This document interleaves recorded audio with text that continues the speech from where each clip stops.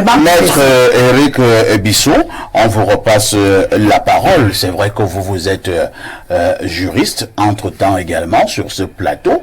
Certains ont soutenu la thèse selon laquelle ce qui se passe au niveau de la FECAFOOT et du MINSEP est purement déjà politique.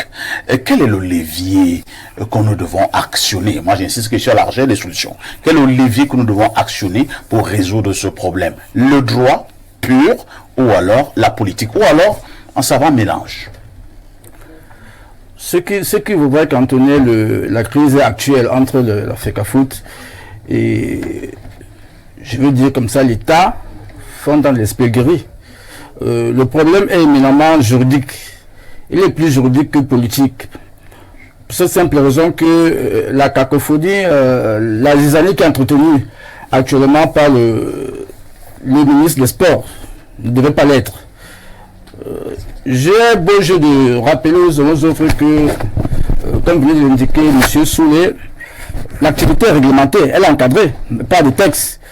Des gens ont pu trouver jusque-là des faux fuyards en indiquant que c'est pour des questions de raisons d'État qui sont ici invoquées mal à propos pour essayer, n'est-ce pas, de justifier le passage en force qu'opèrent aujourd'hui les pouvoirs publics pour s'aimer du désordre dans la gestion du football et notamment des sélections nationales.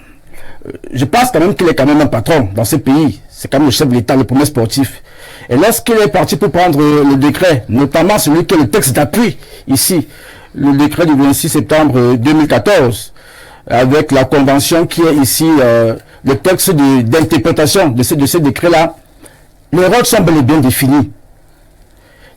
La convention, on le verra très bien dans son objet, cadre correctement avec les pouvoirs qui ont été conférés à la FECAFOOT, à savoir que la gestion administrative, la gestion technique, la gestion sportive incombe à la FECAFOOT et que c'est la gestion financière conjointe entre l'État et la FECAFOOT.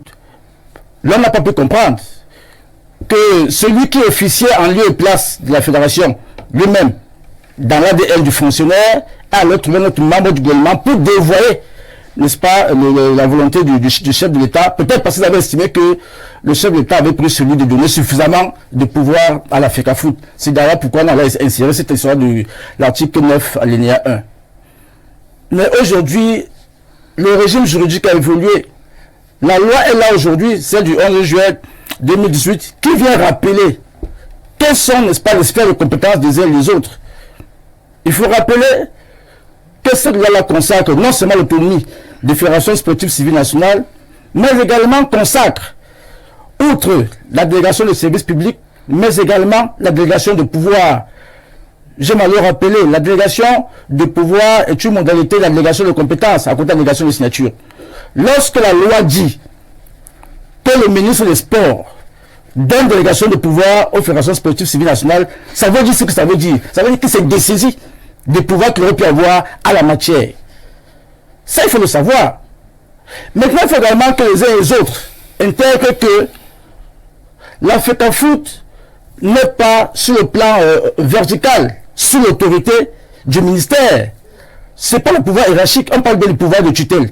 Et dans la loi, il est clairement indiqué que ce pouvoir de tutelle-là tient essentiellement à un contrôle de conformité des textes fédéraux au règlement de la République. Donc, lorsqu'on l'a dit, il n'est pas question de venir faire un débat sur la personne du président de la FECAFOOT. Ça n'a rien à voir.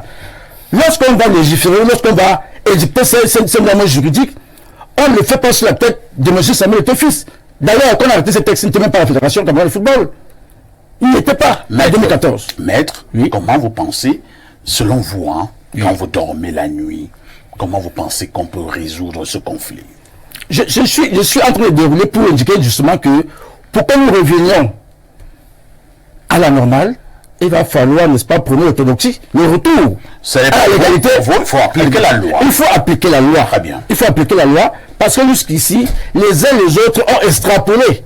Pour ne pas dire, ceux qui brandissent l'argument étatique ont extrapolé leur pouvoir pour aller faire, n'est-ce pas, de la menace. Ça ne peut pas marcher. Très bien. Il faudrait tout simplement que on fasse l'application stricte et saine de la loi. C'est compris.